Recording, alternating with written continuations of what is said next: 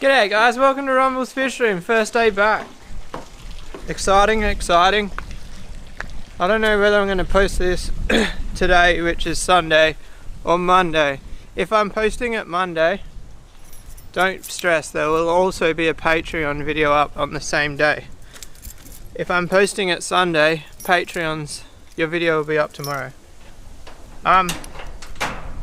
So I've got a new fish, but first of all, I want to tell you a little secret. So I went on holiday, right? I've been gone for a week. Where's the sun? There's the light. It's the least fatalities I've ever had going on holiday in the fish room, and I want to tell you how I did it. The person looking after the house, I told them not to feed the fish at all. Not at all. Not once, not twice, 0 times, a whole week. Even the fry, even the little babies, don't feed them. And I figured, alright, I'm probably going to lose some babies here. But turns out, 0 deaths, 0. I couldn't find one. Obviously the fry, there's a chance, but you know what I mean. Like 0 is in maybe 0, maybe not. But even the discus, I said don't feed the discus. It's kind of a bit dangerous, but my main discus that I'm keeping are all over 10 centimeters. So, and the algae cleared up in the inside tank. The inside tank actually looks better than when I left. So yeah, if you go on holidays, don't be afraid not to feed your fish. Obviously, maybe my rule of thumb from now on when I go on holidays and have a house sitter, my rule of thumb is going to be, if I'm on 2 weeks holiday, I'll tell them to feed once in the middle, just one spot, and that way even if they do overfeed, it's not going to make a mess. I've had the problem with someone house sitting before. I told them to feed every day and I come back and I've got cloudy tanks and stuff.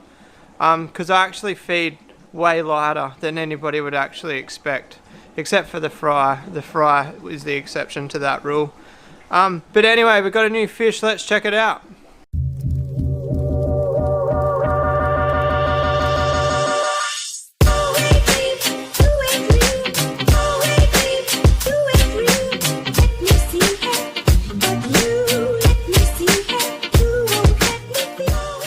And I know there's a few motorbike lovers out there. I'm not going to do a video on it, but we're in pieces, guys. I finally bit the bullet and pulled it apart. I got my gasket kit, so I was actually waiting on the gasket kit so I could rebuild this. So I should get my piston on Tuesday. I can't believe how fast I pulled it apart. It literally took me 15 minutes. 2 strokes. As much of a pain in the bum it is rebuilding them every 100 hours. It's so easy. But anyway, let's go out and have a look at this new fish. Hopefully it's alright. I haven't even opened the lid since I picked it up. Go mate. How are you? See if this camera picks it up. Can you see the patterning? Not really. This esky, whenever I've got a ray in it, they just look black through the camera. I'm sure if you're an OG on the channel, you've seen a ray in this container before. Anyway, so the problem with this is it's going to be a 2-man job, 2-hand job netting him and bringing him in. I might put you on the tripod. Hi! Good morning! I'm back. Uh-oh. Right down guys, right down. Turns out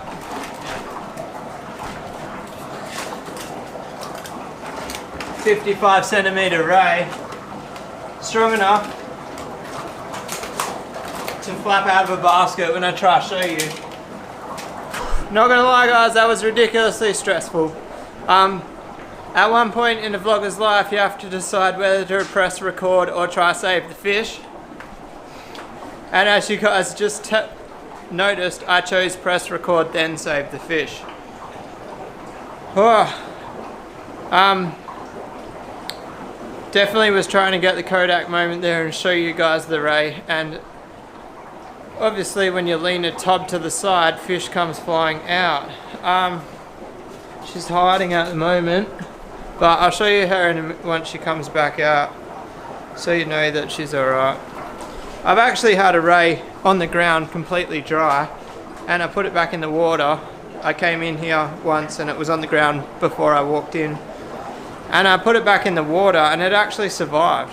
So the only thing I worry about is it did fall from like 4 feet high, but she should be alright. Anyway, I think in that video you could tell the size of it. So let me show you the new boy anyway, and I'll show you why he's not with her. Alright guys, so he's really dark at the moment. He'll go quite light being on the stainless steel. See, the glass is a bit frosted up because I've got the door open and the humidity plays tricks on the glass. So that's the girl. I say little. She's probably 35 centimeters. I think he's maybe 27, 26 centimeters. So this pair should be pretty good for sizing. The guy did get him off. His female had a few bite marks on her, so I will keep an eye on them. I don't know how aggressive he's going to be, but it's all good. I've got enough space that I can just leave them together for one day and see if he does the deed. So we've actually got this whole bay here. Oh, check it out guys. This is the bay that I did that feature on. I don't know, see how much blue crap there is in there. I don't even know where it's coming from at this stage, because I vacked it all out good and proper that day that you guys had a go at me about it, and that was fair enough. But I think showing you now, you guys can understand why that bay without a stingray in it is just a constant uphill battle. I kind of want to put this little pup in there, but it will fit through the bottom. Oh look, there's a dead fish, but the ray hasn't even eaten it. That's a bit strange. What's she doing? The other girl's hiding up the back there. So for anybody who doesn't know about my rays, I've got this girl. She's, I reckon, I should get a tape measure. I reckon she's 58 centimeters maybe. She looks pregnant, but I can assure you she's not, because she hasn't even been with a male for about 4 months. So there's no way that she's pregnant. Then there's the other girl over there. She's like maybe 55 centimeters. And then obviously the pair that I just showed you.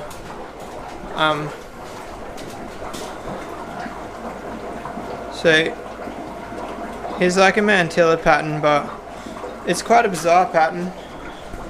It's definitely mantilla based, but it's not. He doesn't look like a mantilla. And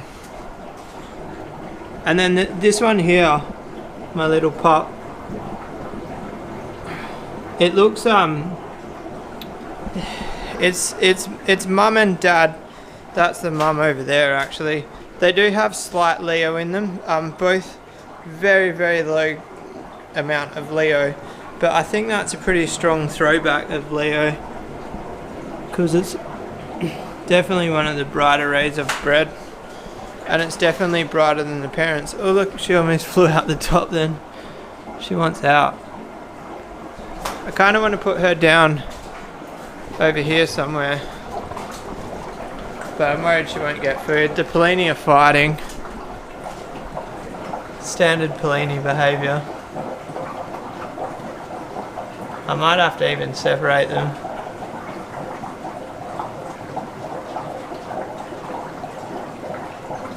That girl's smashed. Yeah, I'm going to separate them guys. Alright guys, there we go. First video back. I wanted it to be a banger. Turns out throwing fish at the ground is how you make a banger. No, I'm just joking. I'm making light of the situation, but I really don't like the fact that I dropped the stingray. I don't know what's to come this week. I've just been in holiday mode. I haven't even been thinking about fish. I've advertised the Labrador Tropheus Mapanga Reds on Gumtree and Facebook. if you want them, if you want some, mention this video and I'll give you like good 20% off the price that I've advertised them for. I can ship them, but shipping is going to be like $180 at the moment, thanks to all the COVID restrictions. But yeah, if you're in Western Australia and you want them 20% off the what I've marked price them, is a pretty big deal really, isn't it? But anyway guys, if you like this video, give it a thumbs up. If you want to subscribe for more, hit that little red button, and I'll see the Patreons tomorrow. Peace out.